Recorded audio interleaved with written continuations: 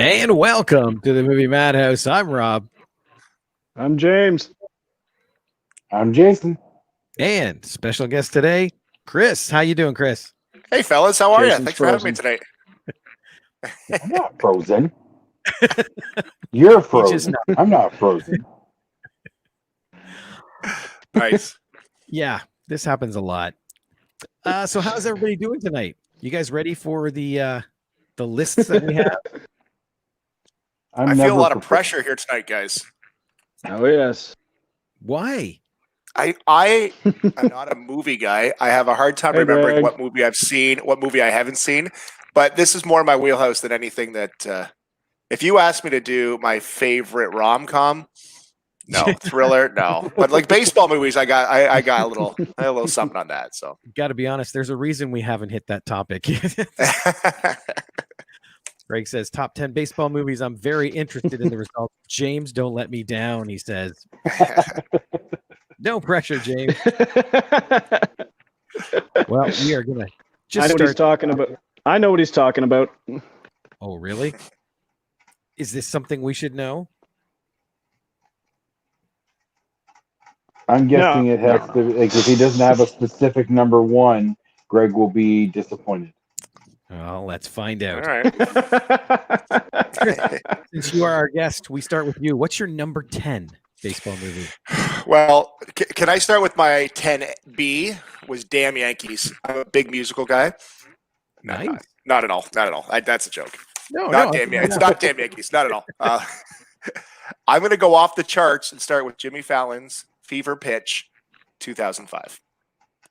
Get out of my head. Did I take yours? Oh, wow. That's my number 10 as well. There you go. Jimmy Fallon, Fever Pitch. That's my number. That's my number 3. Oh, Wow. No. Hey, You know, it is your typical rom-com fare, but it's a baseball movie in that you get to see, like, I think it's a fairly accurate depiction of what like a hardcore obsessed fan is really like. I've met a few, so. and I love Jimmy Fallon. I don't Yeah. care what anyone says. I think he's a funny dude. Oh, absolutely. I haven't seen this one. It's an extremely charming movie. I never saw the original. What? Original. I never saw the original, which was Colin Firth, and it was all based on soccer. But yeah, the original is based on a novel by Nick Hornby, the guy who wrote High Fidelity, and it's a soccer movie. I had no idea. I had no idea. It takes place in the UK. Didn't know that. That's why I'm here. This is why we keep James around. Greg said mine 10. Not sure what that means, Greg, but we're going to move on. Okay.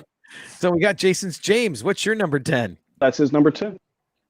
I think that it would be his number 10. Yeah. Oh, sorry, Jason. Sorry. Oh, go ahead, James. You're up. He's got a bit of a lag today. No. Yeah. Isn't it you next? My number 10 was Fever Okay. Pitch. Oh, right. Sorry. My number 10. I've only ever seen this maybe once or twice. I saw this in the theater when it came out, and maybe once on VHS. It's The Sandlot. Yes. That's my number 2. I actually, where is it on mine too? I had a feeling it'd be higher on someone else's list. Yeah. My number 5. I got number 3. It's on your number. Wow. Yep. It's just such a good movie. I can't speak for the sequels, but No, the sequels were. we don't talk about the sequels. There are no sequels. Wow. I never saw him. Anyway, but We have a lot of overlap on this one so far. I expected there to be. I expect there to be a lot more coming. Mm-hmm. Well, in that case, mine is probably on Yeah. your side for other people biggest. too. Go ahead, James. Yeah, He's got some lag today. he's got serious lag going on. We'll come back to him. I think we lost him. I'll put a pin in that. Yes. My number 10, from 1992, A League of Their Own. I got that. At number 10? Yes. I got some Dude, that should be much higher. That's my number 3. Really? That movie What? is fantastic. What? I didn't hear what he said. A League of Their Own. Oh, I've never actually seen that one. What? Yeah, I know. All the movies you watch and you've never It's seen another one of A League those- of Their Own? Oh, this is going to be fun tonight with James. Like, A few slip through the cracks. It happens. Oh, there's no excuse. There's no Go watch it crying right in now. baseball. We'll wait. that's right. Exactly. There's no crying in baseball or movie reviews. I don't even have it on my list. I put it as an honorable mention, and There you I'm go. kicking myself for that. There's a couple here that I got to double back on. I'm changing as we go. Oh, that happens a lot. Trust me. Not to mention, usually at some point during the list, you're going to go, crap, I forgot about that movie. Yeah. So it happens. But A League of Their Own is just more so- than one time. Like, oh, I'm shocked that you have never seen it, James. It's a phenomenal movie. That's actually got a really good acting. I role can't by- say I've ever heard anybody speak. Yeah, Oh, she's yeah. not a bad actor. Not a bad director either. This is gonna be fun, James. This is gonna be. But I fun. can't say I've ever heard anyone. I can't say I've ever heard anyone speak poorly of that movie.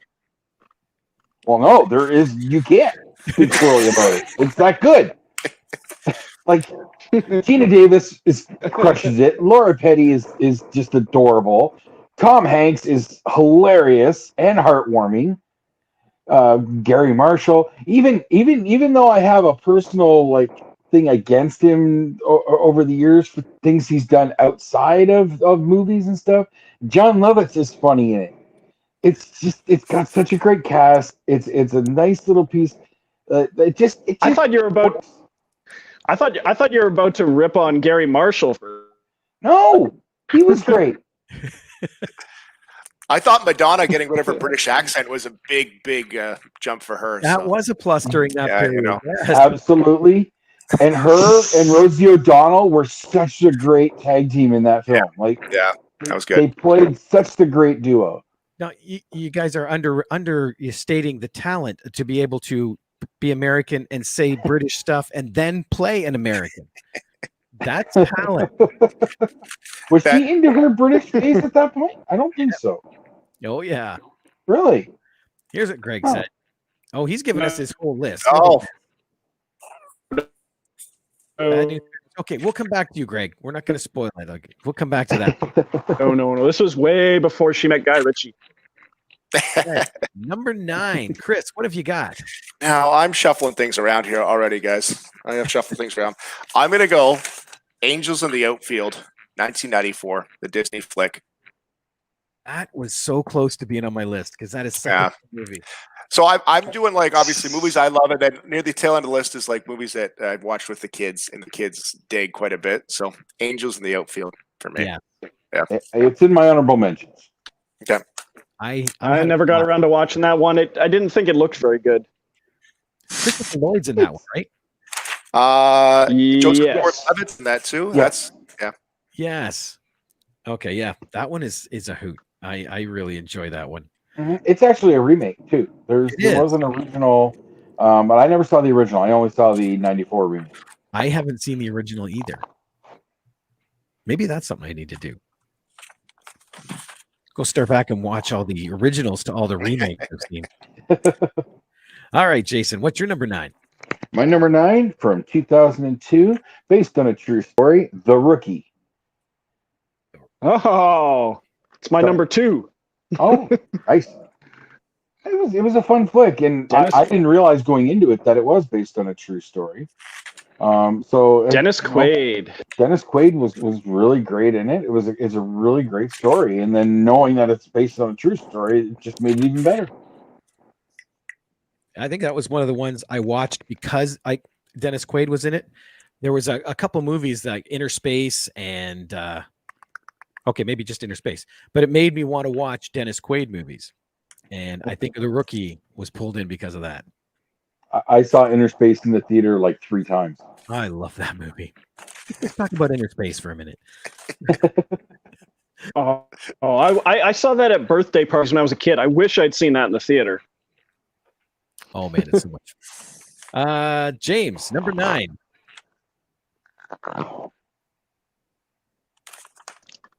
My number 9, another one I saw. I haven't seen this in decades. I saw this when I was younger a few times. It's the Robert Redford, The Natural. That's solid. That movie is traditionally on a lot of like top sports movies, top baseball movies, but it's one that I have never actually watched. Oh, dude, you gotta. It's my number 9 as well. Oh my God! And you talk about League of Their Own. You talk about a League of Their Own. You haven't seen The Natural? Yeah, well, I have made it perfectly clear that up until I started doing this podcast, there's a lot of older, like what you might call classic films that I have not watched. I have picked up a lot of them since the podcast, but there's still a lot that I never got to, and The Natural is on that list. I think it could have the most iconic baseball movie scene ever when he crushes it up into the light standard. Like that's nothing beats that, right? Like that's. But I didn't make my list. Yeah. It's interesting how you can look at films like for scenes, but then and I've said for oh, this is gonna be fun. What's that, James? I've said for years I've said for years I'm not the biggest baseball fan in the world. I generally only watch it when I'm at either Greg's house or my buddy Bevan's place. I don't really pay much attention to it on my own. Fair enough. Baseball movies I find largely entertaining. Largely what? I think he said entertaining. Okay, we'll go with that. Yeah, entertaining. I like that. Excellent. All right, number 8, Chris. Yes, entertaining. I've literally scratched my list 3 times now. And I've got 2 number 8s. Okay, so now I got to make a decision. Okay, I'm kicking out Bad News Bears. Okay, I'm gonna kick that out. I know. But The Fan with Wesley Snipes. Original or the remake? The 96. You tell me. I don't. That's a remake. Is that a remake? The only Tony Scott movie. The only Tony Scott. The Fan. Oh, the only Tony Scott movie I outright dislike. Of course. But what's his name? Who's on, is it De Niro? Who's on the radio? No, I'm trying to figure out. So it's got some radio and some baseball. De Niro. My 2 things. Oh, okay. It does have De Niro in it. Yes. Okay, but who's is it? De Niro's on. Wesley Snipes. Who's the guy on the radio? Oh. Yeah. See, you guys. That's another one I never actually watched either. So. Okay. I remember it coming Wesley out. Snipes, I just Robert never got to it. Ellen Barkin, John Leguizamo, Benicio del Toro.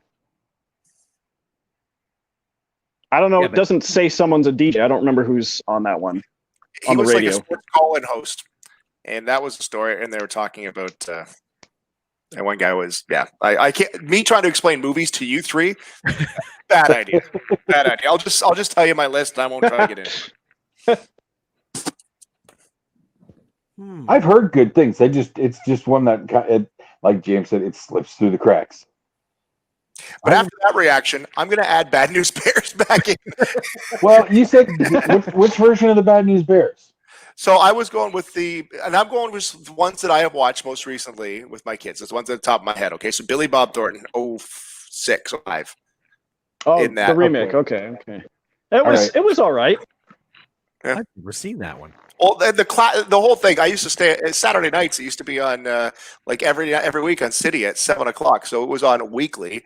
But then this is the one I've watched most recently. So that one got the boot on my list. I'll stick with the fan just to There we be go. true to the list. All right. All right, Jason, number 8. Number 8 from 2011, Moneyball. Yeah. We haven't seen that. No, that's number 2 on my list. Really? I love That's that number movie. 1 on my list. Yeah. I could see it. It's not your typical baseball movie because it's showing more of the behind the scenes and that whole algorithm that they came up with and everything, how they made statistics a part of the game. But it was just so well produced, and Jonah Hill was phenomenal. And who was that? Brad Pitt? Yeah. Brad Pitt, yep. Okay, yeah, they were Brad Pitt. great. Philip Seymour Hoffman. Yep. See, I know Philip it got Seymour Hoffman as the coach. I will say this about it. Sorry. No, go ahead. I can't. No, I was just saying. I will say this about this because we tend to gloss over the one that we already mentioned. I just want to say one thing. This was one I did see on my own. I see black screens. Oh, am I way back? Okay, this is one I saw on my own, and I did like it, but I would go up to visit Greg, and 3 or 4 times when I went up to visit, we would watch this no less than 4 times over the course of the week. So Wow. if that's what Greg was talking about, I owe my love and appreciation of this movie to him. So that's why it's my number 1. All right. Well, I go back to his list, and that's his number 1 too. Number 1, Moneyball. I debated that. That's right up there for me. I love that. Oh, yeah. movie. All right, now I got to watch it. You guys. Okay, James, number 8. Oh, nice. Number 8. My number 8 is not going to be on anybody else's list. Surprise, surprise. It's from 2001. It's a romantic comedy. It's Summer Catch. Oh yes, The one with Jennifer Beal and Freddie Prinze Jr., Matthew Lillard. I thought it was very, very charming. So this explains a lot. You don't like the fan, but you like Summer At Catch. all.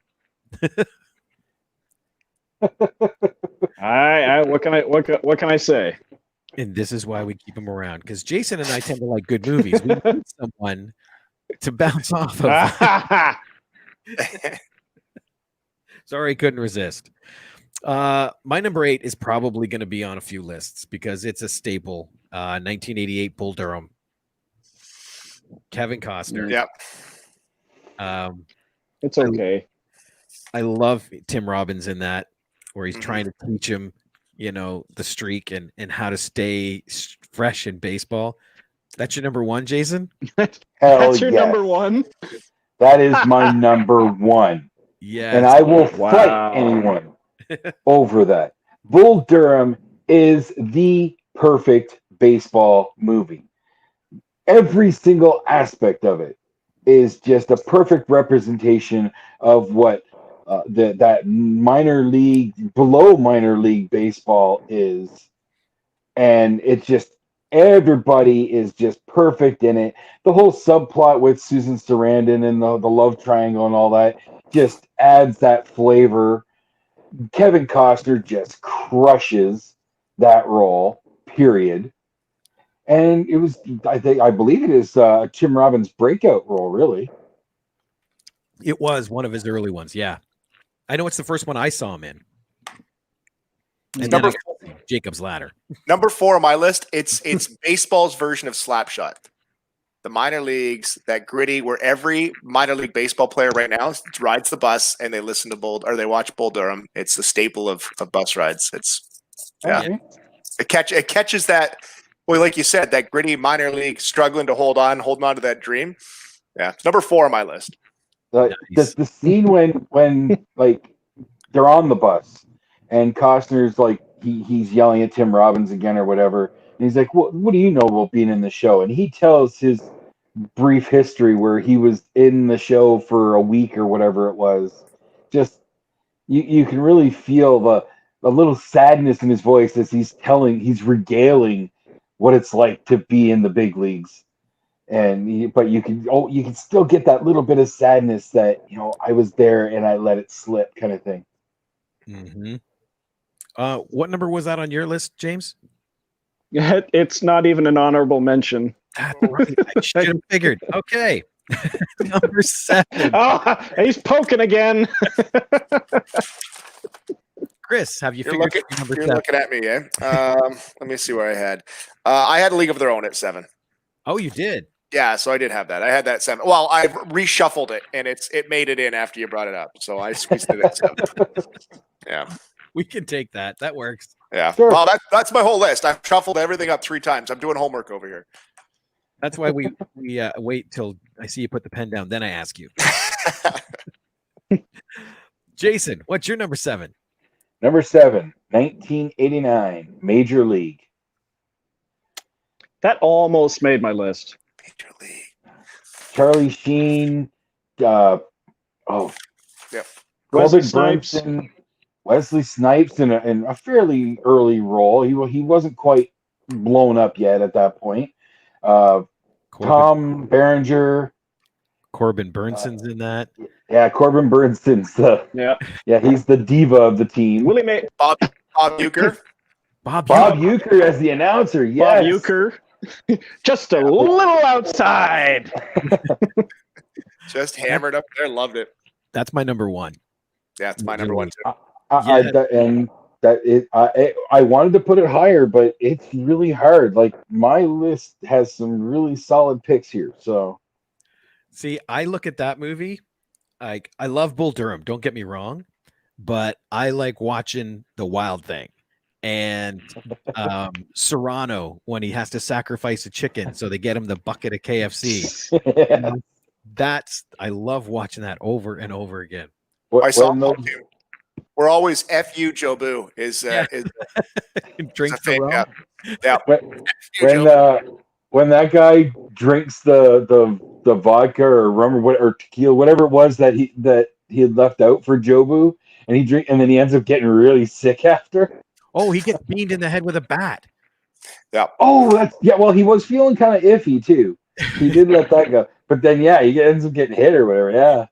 Yep. Then he's worshiping at the altar of Jobu after that. Oh man, that movie is so much fun. Mm-hmm. It's one of those. I cannot turn it off if it's on. Oh yeah, 100%. Like you're okay. I'm stuck here for 2 hours. I'm not leaving. If I walk by the TV and it's on, don't even come up to me. And I don't know where that's in her career, but that's one of the first films I ever saw of Renee Russo, and I instantly fell in love with her. She's so good. I gotta remember hot. Because I know I saw her in Lethal Weapon 3, but I can't remember which came first. So I'm pretty sure Major League came first. 89. I think you're right. I do. All right, James, what do you got for number Probably 7? Major League. Yeah, I think Major League was first. Number 7, a movie that's higher on everyone else's list, I think. And I haven't seen it in decades, but it does have some good nostalgic moments and some very impressive cameos. Ray Liotta, James Earl Jones, and Frank Whaley. Field of Dreams. Oh, yes. Number 4. It's my number 6. Yeah, I figured. Yeah. It's my number 6 too. They were supposed to have a ball game this year at that field. They were supposed to play a major league game there. They were building a stadium in the cornfields of Iowa, right? Yeah, they just canceled that. Obviously, when baseball came back, they were supposed to do a whole Field of Dreams game, which was, obviously going to tie in with the whole movie. But thanks, COVID. Right. Yeah. Now, just as a side note, they're talking about bringing movies back. Did you see in Wisconsin, they've done a re-release of The Princess Bride, and they're doing a live video chat-in with the entire cast. Wow. But it's to raise money for the Biden presidential campaign. So the whole cast, except for Fred Savage. Is he not in it? No, there's been a little uproar about that. He's busy doing Deadpool 2. Which movie? The Princess Bride. Right. Oh, okay. Yes. Now, my number 7. I don't know if this technically goes on the list, but I threw it on there because it is about baseball. But it's called, from 1988, it's called 8 Man Out. Yes, that's a good one. And it's about the team that threw Oh, the game in the World it's Series. one I've been the Black Sox. It's one I've been meaning to watch for years. It's worth it, dude. If you get a John chance. Sayles movie with John Cusack. Shoeless Joe Jackson. Yeah. Yeah, I'm a fan of John Sayles movies. It's definitely worth it. I know I watched it when I was working at the video store in London. I got to watch all the videos for free, so I grabbed it and watched it. I ended up watching it 8 times that week because it was free. But it was a good wow. movie. So number 6, Chris, we got yours. Field of Dreams. Yeah, I don't have. It probably would be higher on a lot of people's, the nostalgia side of things. But I remember watching it, but I was too young to get like the nostalgia side of it. So I wasn't really. It wasn't in my wheelhouse at the time, and it's just never resonated. So. Well, and you look at it too, like it's iconic film, but for us, like even us, mine's Major League, and that's because I'll watch that more often than I'll watch Field of Dreams. That's exactly. Field of Dreams is on. I have to be in the mood. I have to be. Yeah. I've got time and nothing else in the world to do, so I'll sit down and watch it. Yeah, Major League makes you in the mood. That's exactly. Yep. Jason, number 6. My number 6 from 2001, Hardball. Keanu Reeves, where he Another one I meant to see. He's coaching like an inner city little league team, and but you know, some of these kids come from a really bad neighborhood, and he has to try and get through to them, but he's also kind of shady because of his betting deals and stuff. So this is Mighty Ducks on a baseball field. That's exactly. Yeah. Yes, but a lot more dramatic, less comedic. Interesting. I've never heard. But oh no, it was pretty big when it came out. You know, it was Keanu Reeves who was kind of still throwing some Bill and Ted fire there, and but it's a movie that really resonated. Like I really bonded. Like my daughter loved it. My son loved it. It features a song heavily by Notorious B.I.G. Big Papa. Really? And that's a key thing in the film with in particular for one kid who struggles with like social anxiety and whatnot. And there's a little boy, spoilers, he gets caught in like a gang crossfire. Dude, I haven't seen it. And it's heart-wrenching at that point, but Big Papa plays a big part because of him, and it's a really good, really tender film, really good dramatic piece from Keanu Reeves. I was with you. Like I felt like I've seen this movie up to the crossfire. Then I'm like, man, maybe I didn't. So I don't know. I'm writing that down. Like I got to watch that one. Wow. I just took a peek. It has a very, very early appearance of Michael B. Jordan. Oh, really? He is in that. And it looks like his second movie credit. So that's amazing.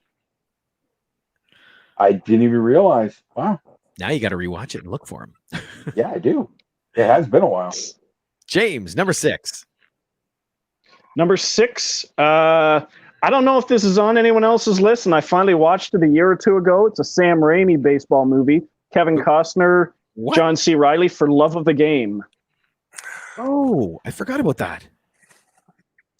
So did I for years, and then I finally found it, and then he's going for he's on his way out. I think it's his very last year, very last game, and he's going for the perfect game. And I'm trying to remember who his love interest is in the movie because they're just about to break up. And who is it? For Love of... Yes, thank you. I might have IMDb up, maybe. I had it for a second now. Yeah. John C. Reilly's in that too, Yeah. eh? He was the catcher. Like he was the Perfect. Yeah. The perfect dude to play catcher. Just peeking. Brian Cox and J.K. Simmons were in it too. Yeah, I think that's a Brian good Cox lineup. plays his. I have to watch this. I have not seen it. Very either. different I kind remember of it coming Sam in. Raimi movie. Well, yeah, it's about baseball. Yeah, Sam it doesn't Raimi. have Spider-Man. It doesn't have undead people. So Exactly. Okay, well, my number 6 was easy because we already talked about it. Field of Dreams. Like I said, that Right. is everywhere. So, Chris, we're back to you. Back to me. I'm going to go. I don't know. Maybe somebody did mention it. 42, the Jackie Robinson story. hasn't come up Greg yet. had it on his list. Oh, that's right. I did see that on there. Yeah, Harrison Ford, the whole Chadwick. Chadwick Boseman. Boseman. Yeah, he was Boseman. he was in that. Yeah, I love that. That was a good one. Actually, a lot of this list I started looking at today, I was like, oh yeah, that's a good one. That's a good one. So I'm re-adding them to the must-watch list, but it's halfway mark, number 5. That's my number 2. Yes. Wow. It was an honorable mention.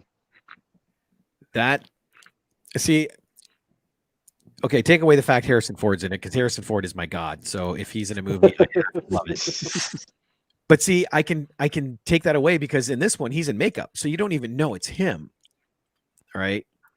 But Chadwick Boseman, this was the first thing I ever saw him in. And he just killed that role of Jackie Robinson. Yeah. You know, to the point where I saw him in Black Panther and I did not realize they were the same person at first. Acting. That's what it is. It's a story that needed to be told. I thought it was really well done. It was a good story. Absolutely. Jason, number 5. Number 5. This is one of the oldest films that I can ever remember watching in my life. And it has stuck with me over the years. 1976, The Bad News Bears. There it is. Walter Matthau, Jackie Earl Haley. I don't know too many of the other. I don't know if too many of the other kids out of that really went on to anything, but I just absolutely adore that movie. As a kid, it just made me, hey, that could have been me, and that's me and my friends, and the attitude was a little bit stronger maybe, and and all, but that little kid Tanner was just such a little brat. But it's just such a great little older film, and to be honest, I don't think I ever saw the Billy Bob Thornton remake, just because the original means so much to me. I gotta say, yeah, that's the first movie I ever saw Tatum O'Neal in, and I started following her right away. But I haven't watched the new one only because I've never had a chance to and never, rushed out to get it. But I don't have anything against it yet. I haven't seen it, so I can't judge it. Now, once I see it, all bets are off. And I'll Jake? even throw up, just as a, I guess you call it honorable mention, the first sequel, Bad News Bears Breaking Training. That's where they get to go play a 3-inning exhibition game at the Houston Astrodome. I forgot about that one. That's right. Yes. I forgot there was a sequel at all. Son of a gun. Yeah, but it doesn't have Walter Matthau. It was switched out for William Devane, I believe, was the lead actor in that one. That was another staple of a Saturday afternoon on City. They'd go double bill. They'd go back to back. I remember those days. Yep. Man. All right, James, number 5. Number five is it's a movie about college baseball, and it's a Richard Linklater movie, and it's called Everybody Wants Some, and it's the one that's it's called the spiritual sequel to Dazed and Confused, whereas Dazed and Confused dealt with high school football very, very minorly. This one has college baseball as more of a central plot point, but I like it way, way more than Dazed and Confused. It's just the writing in it is so good, and it has a lot of, I'd say, a fair amount of lesser known actors, but the standout in this one would be Wyatt Russell. Kurt Russell's kid plays a sort of older than the rest of the kids, stoner kind of pitcher, and it's just a really, really fun movie to watch. I have wanted to see this, and it's been one of those things where, do you want to watch this or this? And I'll take the other one. And I've never sat down to watch it, but I have heard nothing but good things about it. I'm kind of in the same boat, but Dazed and Confused is very, very, very high on my list. Period. Like it is one of my all-time favorites. So the claim that it could be better that's some strong words, but I've never seen it, so I have to reserve judgment there.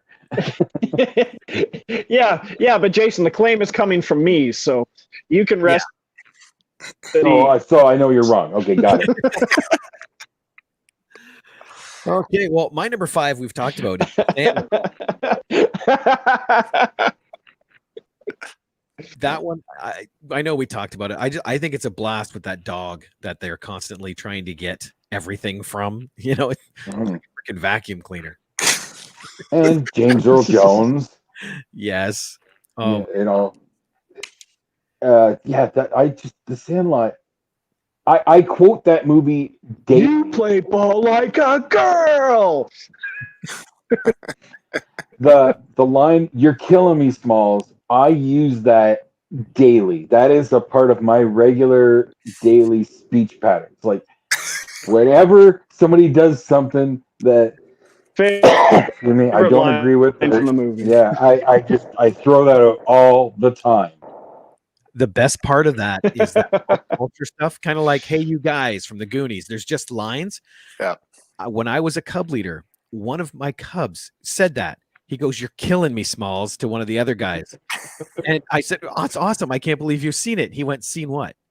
I said, "You don't even know what you're saying, do you?" He goes, "No." There's T-shirts everywhere. It's part of culture. Yeah. Did you rip his movie T-shirts badge all the right time? off? Oh, he didn't get his movie badge for 2 years. I've seen the T-shirt with Hamilton's face that says "You're killing me, Smalls," but I see it at like a Spencer's Gifts or whatever, and they're not fat guy friendly, so you can never get it in my size. Extra medium. That's right. Yeah. Extra medium. Well, number 4, not a lot of talk because Chris, you had Bull Durham. I had Bull Durham. Yep. We've Jason talked about had Field of Dreams. I had the Bad News Bears. So let's find out what James had. I have mine's from 2014. John Hammond, Lake Bell, another based on the true story, $1 Million Arm. That's a good one. That is that where he goes and he's like doing like the thing in India where he's trying to find Scouting, yeah. Yeah. It's what the $1 Million Baby grows up to be, right? It's another one that I owe Greg thanks for watching it, because it was one that he recommended and we got to go see it at a theater in Ottawa. And it's just an awesome movie, and the fact that it's a true story. Just the two kids that play the Indian pitchers, one of them I think is from Slumdog Millionaire. They might both be from Slumdog Millionaire. I think they're the grown-up brothers. I think. I could be wrong. But yeah. Let's do the test. Is it on Greg's list? Great. Oh, 5. Number 5. Look at that. Yep. It's on there. See, I don't think I fully watched that movie. I know I started it, but I can't for the life of me remember like anything too much about it. So I don't think I actually finished watching it. That's a sign of a good movie. Yeah. I know I started it. I don't remember finishing it. I think I remember that. Number 3. Number 3 is another one too, because Chris had the Sandlot. Yeah, I had the Sandlot. Yeah. Jason had A League of Their Own, and James had Fever Pitch. Now I'm going to be the odd man out because no one's mentioned this yet. 1973, one of the first films from Robert De Niro. Bang the Drum Slowly. No. I've only ever heard about this. You remember starting it? Yeah, yeah, I remember starting it. I've never heard of that. Really? Never heard that title before. Let me see here. Just bringing it back up because it's a great story. Robert De Niro is, I think he plays the catcher in it, and between the pitcher and the catcher, they always have that relationship, just like in Major League, just like in all the other ones. But he finds out he's actually terminally ill at the beginning of this season.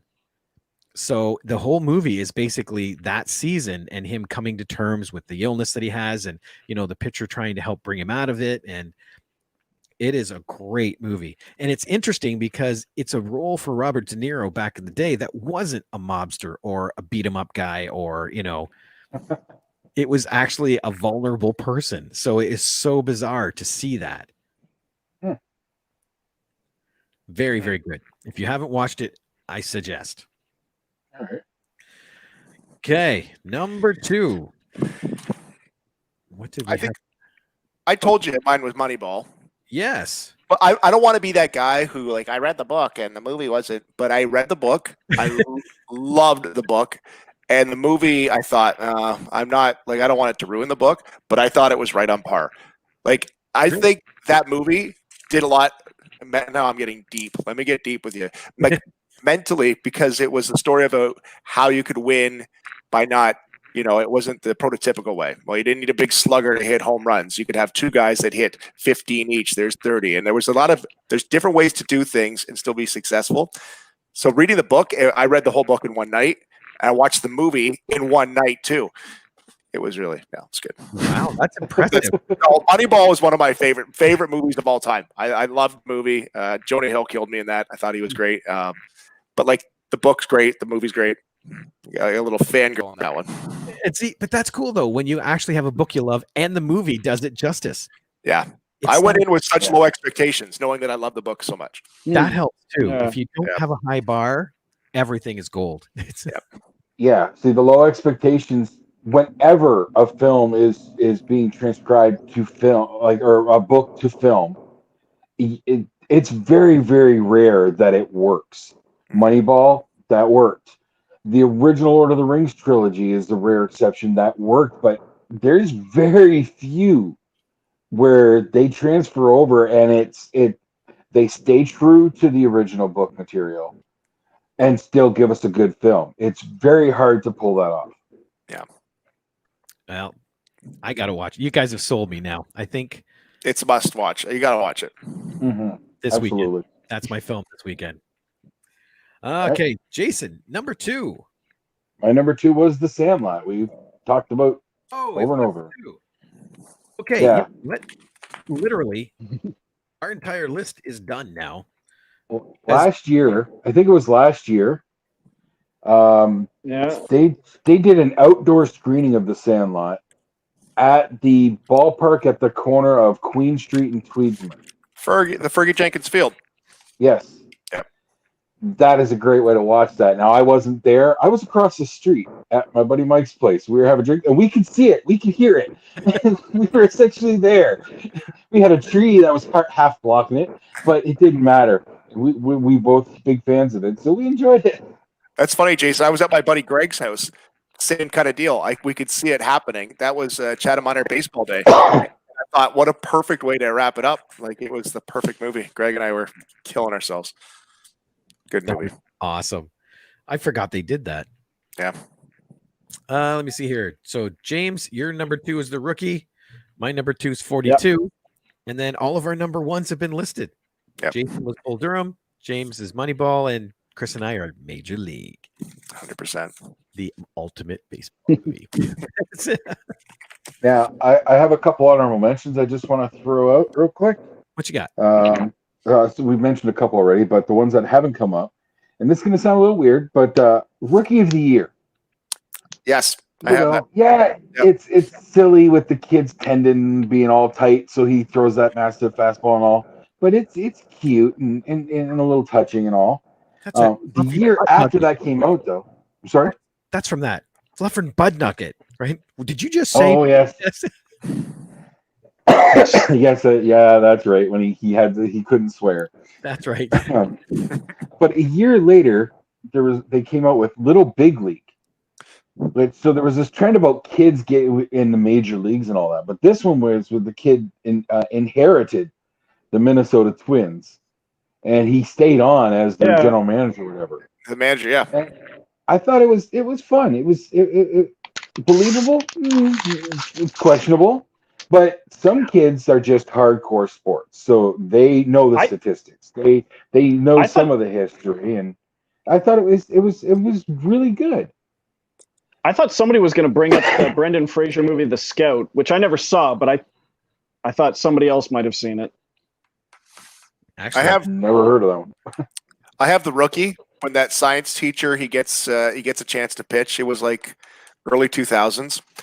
I had that on my honorable mention. 61, the Billy Crystal movie, all about yes, yeah. I wanted to see that. the home run race. That was Yeah. I think that was an HBO movie. I Yes. think Barry Pepper. Yes, that one does ring a bell. Yes, I think it was HBO.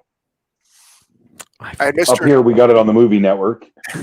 Mr. 3000, the Bernie Mac flick. That's I do love considered that Mr. film, but it Baseball. wasn't strong enough to be up there. I considered Mr. Baseball the Tom Selleck movie. Do you know what's weird? I remember the commercial for that, but I don't remember the film. one more that I want. John Goodman, the Babe. Oh, I never saw that one. I saw a TV movie about Babe Ruth, but I can't for the life of me remember who was in it or anything. Crap. I forgot about that one. If anything, guys, you made me do homework. Think about movies, and then I could have literally had 20 because I was like, oh, okay, I could probably get 3 or 4. And I told Rob this. I said, I'm horrible at movies. I could get maybe 3 or 4, maybe 5.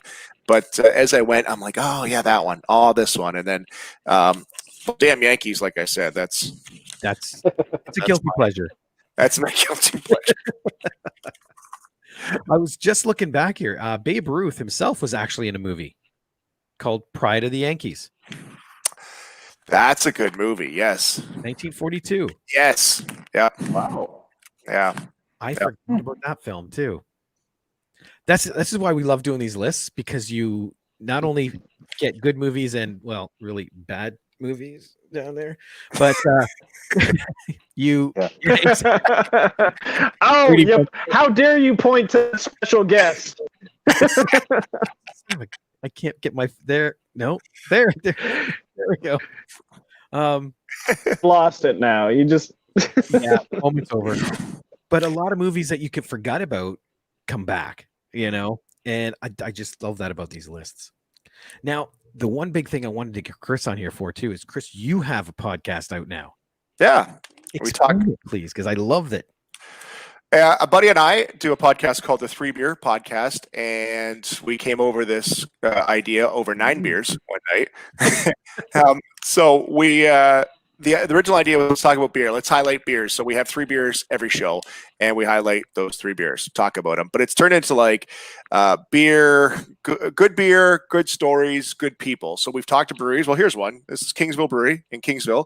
It's owned by former NHL goaltender Marty Turco. So we've had him on, and he is really involved. And then it kind of sprung from that. Like, instead of just talking beer and just talking to the breweries and getting into that, that really nerdy side, which we kind of do. But like tomorrow, we're talking to Fred Fox, the brother of Terry Fox. It's the Terry Fox Run this weekend. So just cool people, and they've got really cool stories. And my buddy Tim and I, we do it every week. It's been fun. It's a hoot watch, and I love how you guys introduced the beers at the beginning. And the funny part is I've never finished 3 beers in a show. Like, Tim gets up to 6 or 7 some shows. I just struggle to get 3 beers down in the 40 minutes or so we talk. But it's fun, and there's so many good people in the brewery business. Like, every brewery has a story. Either it's a family story or somebody involved in the community that really, like, they're meeting places now, and they're all full of great stories. It's really cool. Yeah, I know. I've run across too, like Sons of Can't Hear, but I also help out in Thunder Bay doing a ThunderCon. Oh. And they have the Sleeping Giant Brewery up there. And it's a lot more fun going to those. Like, I don't even drink, but I absolutely love going to those breweries just for the atmosphere, for the layout. The Sleeping Giant Brewery is really cool. They have an upstairs, and they have all sorts of cans from all types of different independent brews.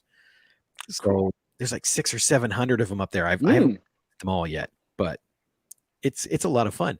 And I think the best episode I watched of you guys, you introduced your 3, and then your buddy was like, I have this one and this one and this one and this one and this one.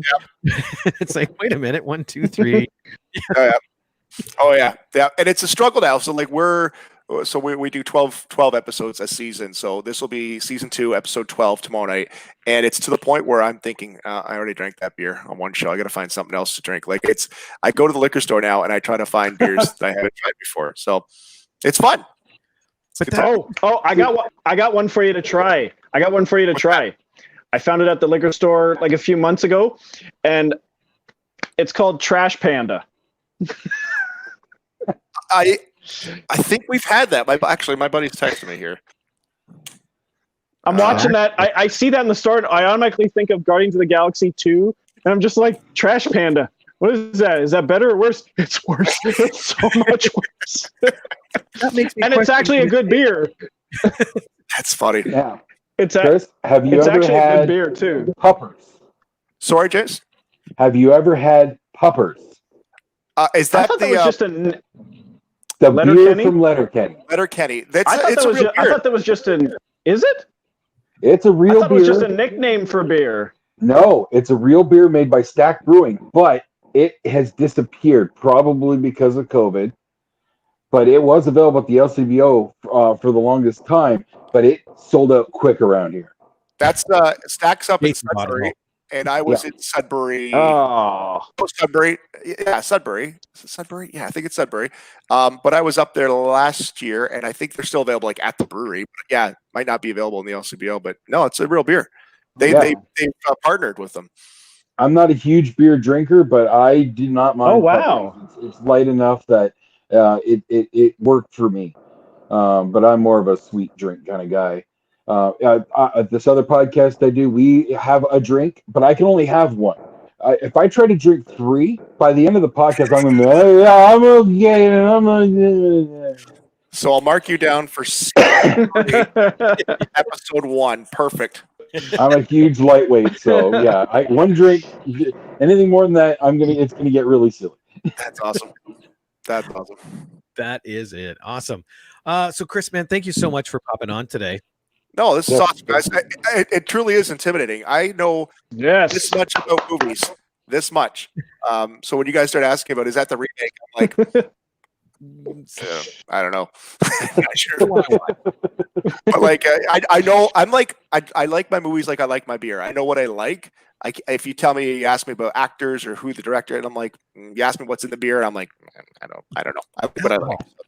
Yeah, what's in that beer? Beer. Beers. More beer. Yep. Awesome. That's awesome. All right. I guess that's it then for another week at the Movie Madhouse. I'm Rob. I'm James. I'm Jason. And I was Chris. There we go. We'll see y'all later. Bye. See you guys. James. Toodles. I'll